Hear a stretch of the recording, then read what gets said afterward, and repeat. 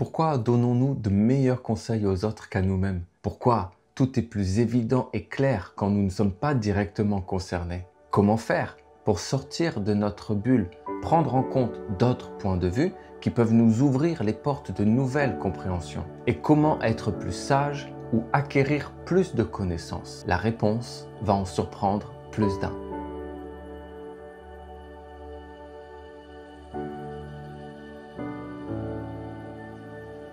La Terre est une grande académie dans laquelle il y a de nombreuses écoles. La première de ces écoles est l'école de la souffrance. Pour chaque école, il y a un examen.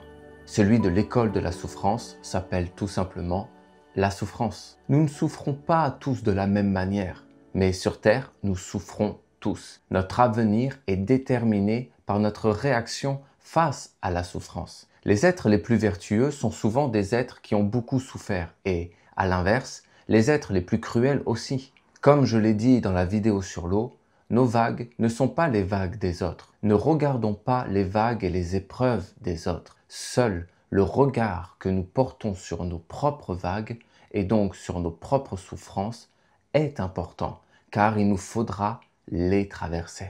Et il n'y a que nous qui pouvons les traverser, qui devons les traverser. Parce que si quelqu'un traverse la vague à notre place, il prendra sur lui une partie du poids de nos épreuves. Il est bon d'avoir des amis sur qui compter, mais nos amis ne doivent pas porter nos souffrances. Ne soyons pas un poids pour ceux que nous aimons et ne cherchons pas à éviter à nos amis les épreuves qu'ils doivent vivre. Soyons juste présents pour eux. Tendons-leur la main s'ils tombent et offrons-leur notre oreille. Tout le monde souffre d'une manière ou d'une autre et il n'y a pas de monopole de la souffrance. Il y a seulement des personnes qui gèrent mieux que d'autres la souffrance, le poids de l'existence et les épreuves de la vie. Celui qui a souffert, voudra-t-il se venger de la vie ou au contraire sera-t-il ouvert d'esprit? La souffrance est neutre, comme les courants et les vagues de notre existence. Nous ne pouvons pas changer les courants. Nous pouvons seulement choisir de les prendre ou de ne pas les prendre. Aucun courant n'est négatif. Ce qui est négatif, c'est de prendre le mauvais courant, c'est-à-dire le courant qui ne nous est pas destiné. Soyons certains qu'un courant est forcément destiné à quelqu'un. Soit le courant que nous prenons est providentiel, soit il est fatal. Mais c'est le même courant. Ce qui est providentiel, c'est ce qui t'appartient. Et ce qui est fatal, c'est ce qui ne t'appartient pas. La connaissance du bien et du mal, c'est connaître ce qui nous appartient et ce qui ne nous appartient pas. Il n'y a rien de plus négatif et douloureux que de prendre le courant de quelqu'un d'autre, de prendre une place qui n'est pas la nôtre. Ça s'appelle souffrir inutilement. Et c'est ce qu'il y a de plus terrible sur Terre. Ne cherche pas à ne pas souffrir, cherche plutôt à ne pas souffrir pour rien.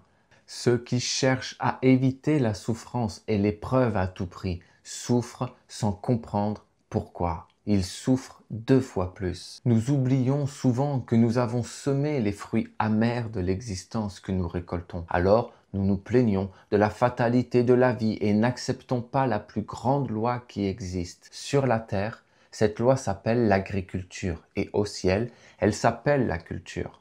Ceux qui souffrent sans chercher à comprendre pourquoi ne sont pas encore entrés dans l'école de la souffrance. Entrer dans cette école, c'est faire face à la fatalité, c'est prendre les vagues en dessous et au-dessus. C'est transformer la fatalité en providence. Parce que si la vertu est notre fatalité, ne devient-elle pas providentielle? Après l'école de la souffrance vient l'école de la sagesse. Et transformer la fatalité en providence, c'est transformer la souffrance en sagesse. Et c'est faire des épreuves de notre existence une force pour devenir meilleur. Tout prend alors sa juste place. La sagesse de ton expérience devient une nourriture pour ton âme et toutes tes épreuves deviennent alors l'engrais pour les nouvelles graines que tu planteras dans ta terre intérieure. Les plus grandes leçons de sagesse ne sont-elles pas nées au cœur des moments les plus douloureux de notre existence? La souffrance, si nous savons la prendre et la traverser correctement, ancre et imprègne en nous la sagesse de la vie avec puissance. Les sagesses et les éveils vécus par la souffrance sont difficiles à oublier. Ce sont des graines bien enracinées qui auront plus de chances de devenir des arbres et donner des fruits. À travers tous ces exemples, nous observons que les courants de la vie sont neutres. La manière dont nous appréhendons les événements de notre vie détermine ce qui sera fatal ou providentiel. Nous sommes de meilleurs conseillers pour les autres parce que nous sommes détachés de leur propre souffrance. Mais quand nous sommes dans le tourbillon de la vague et que nous souffrons nous-mêmes, il est tellement difficile d'appliquer les bons conseils que nous avons donnés la veille. Dans la vague, qu'est-ce qui différencie celui qui panique de celui qui raisonne? Le détachement et le recul. Le détachement est la clé qui nous permet de nous élever au-dessus de la souffrance du monde et prendre les meilleures décisions possibles pour nous-mêmes. Dans la vidéo du feu, j'ai partagé l'idée qu'il ne fallait pas chercher à nous élever avant d'avoir rallumé notre flamme. Et maintenant, je vous parle d'envol. Cet envol n'est pas un départ, il est un recul. Il est toujours bon de reculer pour mieux sauter, plonger et faire face aux événements que nous rencontrons. Mais il y a un piège dans le détachement. Et ce piège s'appelle l'indifférence. Si nous nous envolons, c'est pour mieux plonger. Si nous reculons, c'est pour mieux sauter. Savoir quand nous envoler et quand plonger, c'est également de l'alchimie. Si nous ne plongeons pas dans l'existence et que nous ne faisons que nous élever encore et encore, alors nous serons semblables à un ballon d'hélium qui erre dans l'air sans repère et qui éclatera dans l'atmosphère. Non, le détachement ne doit pas être une fuite, mais une préparation à sauter et plonger dans l'existence sur Terre. Nous avons rallumé la flamme de l'idéal. Nous jouons dans les vagues, mais aujourd'hui dans l'air, nous nous détachons pour nous observer de plus haut et être capables de plonger et maîtriser les courants et les influences. Imagine pouvoir sentir les vagues de plus haut.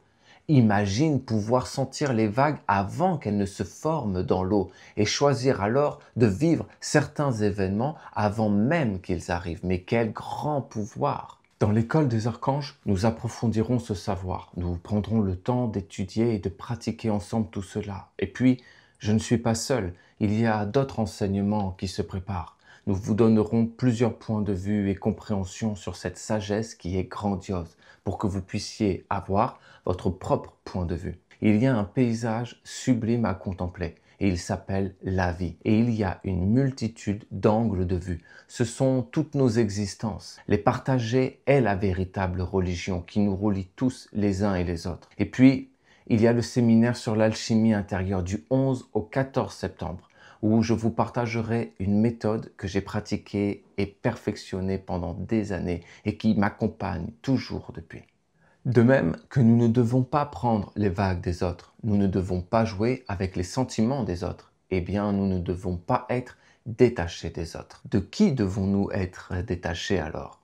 Dans beaucoup de philosophies, spiritualité ou religion, l'autre est notre miroir et nous disons « l'autre c'est nous ». Il est un reflet de ce que nous sommes et nous voyons en l'autre nos propres faiblesses. Jésus a dit qu'il est plus facile de voir la paille dans l'œil de notre voisin que la poutre dans le nôtre. Il est plus facile de voir la petite faiblesse chez l'autre que le gros défaut chez nous. Encore une fois, tout est une question de détachement. C'est parce que nous sommes détachés de l'autre que nous pouvons être dans le détail et si précis. Et c'est parce que nous sommes attachés à nous-mêmes qu'il est plus difficile de voir nos propres défauts qui sont pourtant évidents comme le nez au milieu de la figure.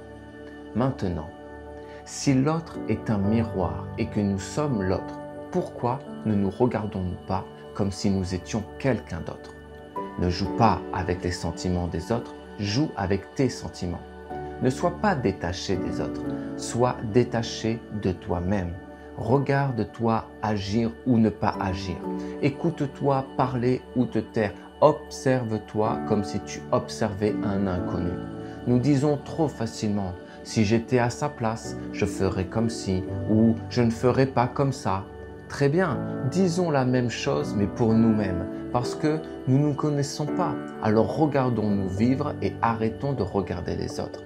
Telle est la force de l'air, du détachement et de l'envol. C'est à ce moment-là uniquement que nous entrerons dans l'école de la sagesse et que nous nous rapprocherons de la véritable connaissance du bien et du mal. La connaissance où il n'y a ni bien ni mal. Hâte de te voir au séminaire sur l'alchimie. À bientôt dans l'école des archanges. Je te souhaite tout le meilleur.